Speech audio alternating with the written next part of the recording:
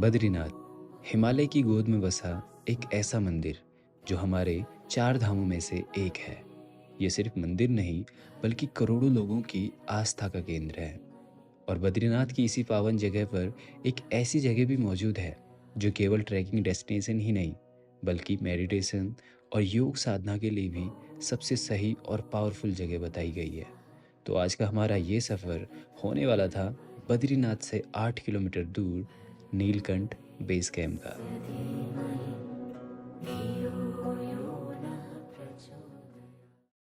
तो इस सफ़र की शुरुआत होती है बागेश्वर से, क्योंकि डे 1 में हम बागेश्वर तक ही पहुंच पाते हैं और जिसका कारण होती है बारिश।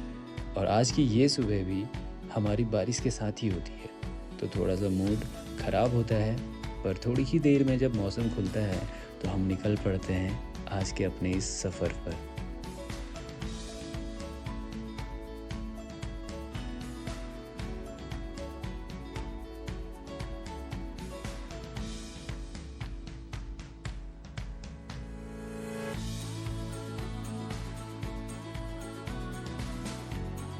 तो कुछ घंटे चलने के बाद हम पहुंच जाते हैं कर्णप्रयाग, जो कि हमारे उत्तराखंड के पंच प्रयागों में तीसरा प्रयाग है। कर्णप्रयाग में संगम होता है बद्रीनाथ से आ रही अलकनंदा और पिंडारी ग्लेशियर से आ रही पिंडर नदी का। हमारे प्लान ऑफ एक्शन के अकॉर्डिंग आज हमें बद्रीनाथ पहुंचना था, बट बारिश के कारण हम सुबह लेट हो जाते हैं, तो आज हम रुकते हैं जोशीमठ यानी ज्योतिर्मठ में।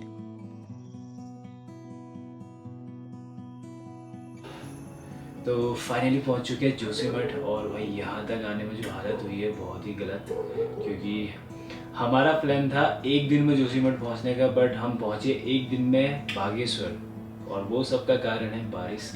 और आज भी हम बागेश्वर से करीब 12 बजे निकले और अभी 10:30 बजे हम जोशीमठ पहुंचे, और जोशीमठ में पहुंच के भाई ये होम स्टे लिया हमने।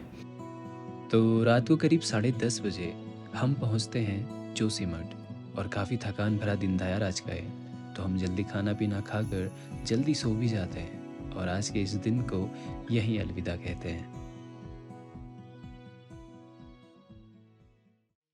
इस सफ़र का ये तीसरा दिन, और आज हम थोड़ा जल्दी उठ जाते हैं और हमारे सुबह की शुरुआत होती है इस प्यारे से नज़ारे के साथ। बट सैड पार्ट इज़ कि मौसम आज भी ख़राब था, पर आज हमें ज़्यादा जाना नहीं था, मुश्किल से 40 किलोमीटर। तो हम जल्दी से तैयार व्यार होते हैं, अपना बैग पैक करते हैं और निकल पड़ते हैं अपने आगे के सफ़र पर।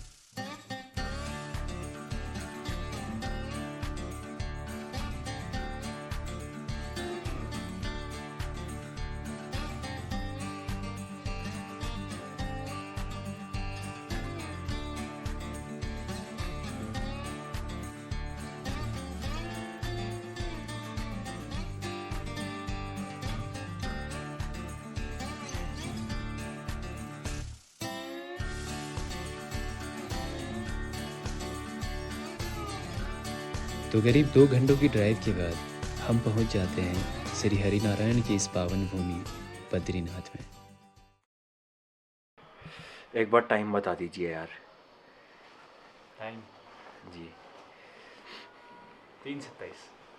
तो 3:30 हो चुके हैं, और एक बार रूम का ओवरव्यू दे देता हूँ आपको। ये पूरा अपना रूम है, देखिए। और ये संदीप भाई अपने साथ इस बार, कल परसों नरसों 2-3 दिन फिर से बारिश बता रखी है, तो देखते कैसा मौसम रहते हैं। तो कैसा एक्सपीरियंस है सैम भाई आपका? एक्सपीरियंस बोले तो यार मुझे लगा था कि यहाँ एक मंदिर होगा बढ़िया सा, जो हमारा बद्रीनाथ मंदिर है, बट मंदिर के साथ साथ यहाँ पूरा शहर बसा हुआ है, तो वो कहीं ना कहीं एक डिसअपॉइंट कर रहा है हमें। लेकिन बाकी ओवरऑल बढ़िया है, बस थोड़ा सा रश ज़्यादा है और लग नहीं रहा है कि हम उत्तराखंड में कहीं हैं, बट सही क्या कह कर रहे हैं। सकते हैं, एक चल चीज़ रहा तो है। यहाँ पे आके मैंने भी गौर करी, सारी बाहर की गाड़ियाँ दिख रही है यहाँ पे, पहाड़ी कम दिखाई दे रहे हैं और अपने यूपी हरियाणा के ज़्यादा भाई लोग दिखाई दे रहे हैं। तो सही है, यहाँ वालों को टूरिज़्म काफ़ी अच्छा मिल रहा है और प्राइसिंग तो महंगी यहाँ पे होटल्स वगैरह की। तो कुछ देर आराम करने के बाद हम निकल पड़ते हैं हमारे 4 धामों में से पहले धाम बद्रीनाथ धाम की ओर। तो हमारे सामने था हमारा पहला धाम श्री बद्रीनाथ मंदिर, और न जाने कितने हजार लोग न जाने कितने किलोमीटर दूर से यहाँ आए हुए थे दर्शन के लिए, जिनमें से एक हम भी थे।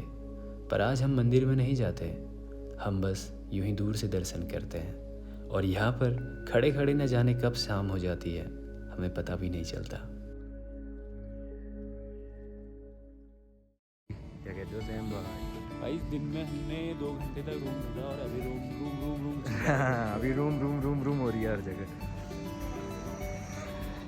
अभी आसपास आपको कोई पहाड़ नहीं दिख रहे होंगे, आप गेस नहीं कर पाओगे कि बद्रीनाथ है। ऐसा लग रहा है नैनीताल में घूम रहे हैं रात के वक्त। और यार सच में रात का बद्रीनाथ लग ही नहीं रहा था।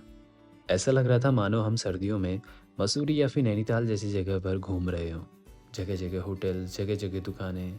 पर यार सच बताऊं तो मज़ा बहुत आ रहा था। तो इस सफ़र का ये चौथा दिन, और हम लग जाते हैं सुबह 5 बजे ही लाइन में श्री बद्री विशाल के दर्शन के लिए। और 5 बजे लाइन में लगने के बाद भी हम दर्शन कर पाते हैं करीब 8 बजे।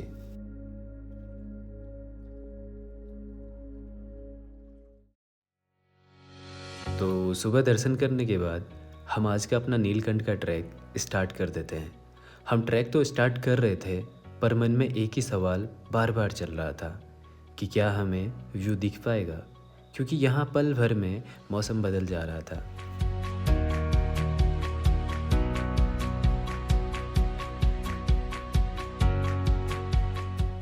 तो कुछ देर चलने के बाद हम एक ऐसी जगह पे पहुँचते हैं जहाँ से हमें पूरी बद्रीनाथ की मार्केट दिखाई देती है।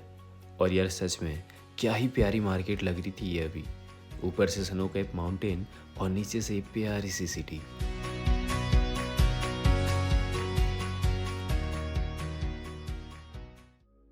और थोड़ा सा आगे चलने के बाद हम पहुंच जाते हैं गुप्त गंगा पर, जहाँ पर ये गुफा होती है। तो हम गुफा के अंदर जाते हैं और देखते हैं कि अंडरग्राउंड ही यहाँ पे पानी बह रहा है, जिसे गुप्त गंगा माना जाता है। इस गुप्त गंगा का उद्गम नर और नारायण पर्वत में से नारायण पर्वत को माना गया है। तो गुप्त गंगा से जल भरने की मान्यता है, जो भर लिया है। और यहाँ पर हमें एक बाबा जी मिलते हैं जो हमें अपनी जीवनी बताते हैं और कुछ ऐसी ज्ञान की बातें बताते हैं जो शायद ही किसी किताब में लिखी हों। और बाबा जी की हाथों की इस चाय का स्वाद मैं कभी भूल नहीं सकता। और चाय पीने के बाद हम निकल पड़ते हैं अपने आगे के सफ़र पर। और कुछ दूर चलते ही हम एक ऐसी जगह पर पहुंचते हैं जहां से हमें दिखाई देती है नीलकंठ की पहली झलक।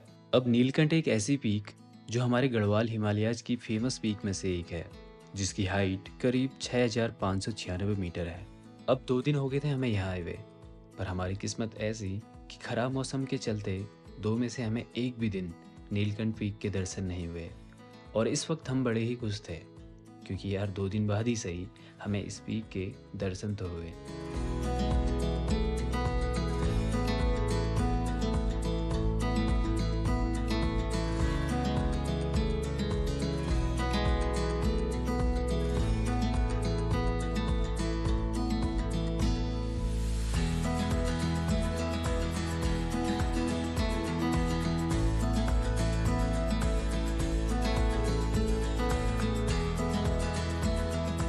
तो करीब 7 से 8 किलोमीटर का ट्रैक करने के बाद हम पहुंच जाते हैं नीलकंठ बेस कैंप। पर यहाँ से ज़्यादा कुछ व्यू दिखाई नहीं देता है हमें।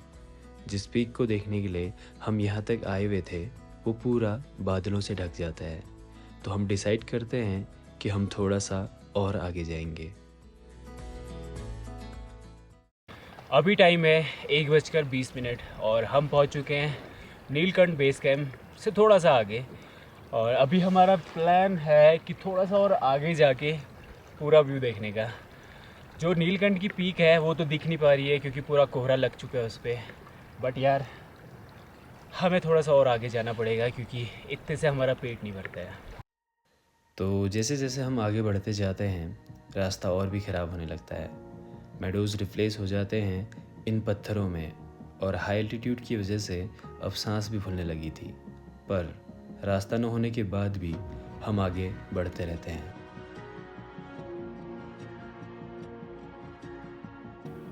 तो यहाँ कहीं था बेस कैंप और वहाँ से 2 किलोमीटर या 1.5 किलोमीटर चल के आ चुके हैं और जाने का प्लान है इस वाली रिच पे। तो हम अपनी मंजिल से बस थोड़ा सा नीचे हैं। और यार कल का जो हमारा ट्रैक था वसुधारा, वहाँ हमने देखा कि यार पूरा कचरा फैलाया हुआ है। कहीं पे कोक की कैन है, बोतलें हैं, कहीं पे पेप्सी है। भाई तुम लोगों से बस इतना सा कहना चाहता हूँ ना, तुम लोग आते हो अपने साथ ये सब चीज़ें लेके आते हो, पेप्सी वगैरह, स्वैग से स्वागत। भाई तुम अपना स्वागत ना अपने घर पे करो। यहाँ पे आते हो, तुम्हारा कोई हक नहीं बनता है कि तुम नेचर के साथ ऐसा खिलवाड़ करो। तुम यहाँ आके कचरा फैलाते हो। भाई तुमने शहरों की तो हालत ख़राब की ही है, तुम यहाँ पे आके तुम ये सब चीज़ें कर रहे हो, ये बहुत ही गलत बात है। ये सब मत करो प्लीज़। और यहाँ आके जो लोग बाहर से आते हैं, भोलेनाथ के नारे लगाते हैं, हल्ला गुल्ला करते हैं, भाई तुम्हारे नारे लगाने से भोलेनाथ खुश नहीं होने वाले हैं। अगर वो खुश करना चाहते हो उनको तो ये चीज़ें मत करो। सही बात। अपना मन शांत रखो, अपना मुंह शांत रखो, सब कुछ शांत के चलो। दिल पे मानो वो चीज़ें। इन चीज़ों से भगवान को कभी खुश नहीं होने वाले हैं।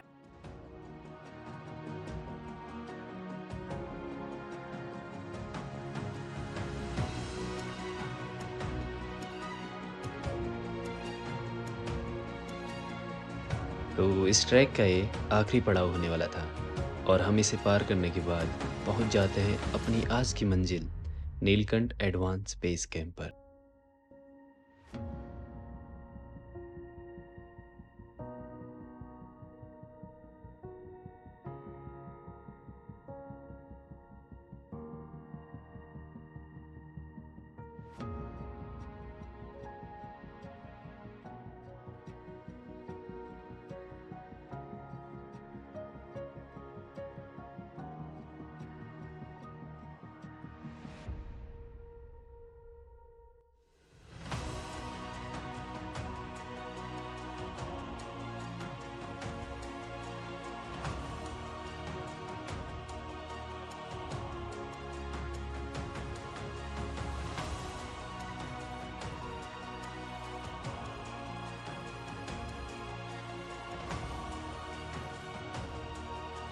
तो दिन भर के ट्रैक करने के बाद ये कुछ पल सुकून के थे जो हम लोग यहाँ पर बिता रहे थे। और इस जगह पर कुछ पल बिताने के बाद मुझे पता चला कि क्यों इस जगह को मेडिटेशन के लिए इतनी अच्छी बताई गई है। यहाँ एक अलग शांति थी और एक अलग सुकून था। और ये मेरा फर्स्ट टाइम था कि मैं किसी ग्लेशियर या फिर किसी पीक के इतने करीब था। सामने जहाँ तक नज़र जा रही थी पूरा ग्लेशियर ही नज़र आ रहा था। So finally we are in Neelkanth advance base camp. क्योंकि मैं इस चीज़ को, इस जगह को एडवांस बेस कैंप ही कहूँगा क्योंकि जो रियल इसका बेस कैंप है वो यहाँ से करीब 2 से 3 किलोमीटर नीचे है। और यहाँ आके जो नज़ारा, जो सुकून हमें मिला है भाई, और वो जो अंदर से गूज़बम्प दे रहा है वो अलग लेवल में है। हाँ, चारों ओर बर्फ़ ही बर्फ़ दिख रही है। और यहाँ पे जो बर्फ़ का पूरा मैदान है, उस वो बर्फ़ का मैदान है नहीं एक्चुअली, वो है पूरा ग्लेशियर जोन। ये वाला जो एरिया है देखो, ये जो पूरा एरिया है ये पूरा ग्लेशियर जोन है। और यहाँ भी जो ये दिख रहा है आपको, ये भी ग्लेशियर है। और यहाँ से आ रही है सारी वाटरफॉल्स नीचे। अब ये वाटरफॉल्स जाग आ रही है क्योंकि इधर भी पहाड़ी है, इधर भी पहाड़ी है, तो इसका मतलब ये सारी वाटरफॉल्स इसके नीचे से जा रही है। और यहाँ कहीं से फिर ऋषि गंगा के रूप में वो नीचे को जाती है। और अगर मौसम ने साथ दिया होता तो और भी ज़्यादा प्यारा व्यू हमें दिखाई देता और नीलकंठ पीक का वो व्यू दिखाई देता जो शायद ही आज तक किसी ने देखा हो। पर जितना आज हमें देखने को मिला हम उतने में भी बहुत खुश थे। तो फाइनली टाइम हो चुका है यहाँ से निकलने का क्योंकि बर्फ़बारी स्टार्ट हो चुकी है और ज़्यादा देर यहाँ रुक नहीं सकते हैं क्योंकि बहुत ज़्यादा ठंड है। और इतनी ठंड ये कपड़े झेल नहीं पाएंगे और मौसम ख़राब होने से पहले निकल लेते हैं यार यहाँ से, क्योंकि रिस्क नहीं लेना है। और ऊपर से जो भाई एवलांच की जो आवाज़ें आ रही घड़म बड़म बहुत ही खतरनाक है।